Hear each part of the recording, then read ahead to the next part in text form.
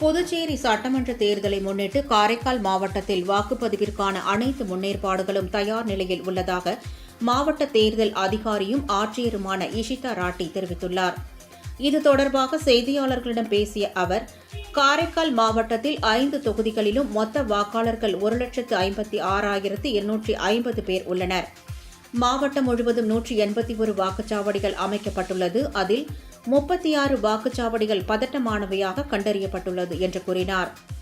தேர்தல் பாதுகாப்பு பணிகளுக்காக புதுச்சேரி, காரைக்காலைச் சேர்ந்த 600 போலீசார் மற்றும் துணை ராணுவப் படையினர் 600 பேர் ஈடுபட்டுள்ளனர் என்றும், தேர்தல் விதிமுறைகள் தொடர்பாக 26 வழக்குகள் பதிவு செய்யப்பட்டுள்ளது என்றும் கூறினார்.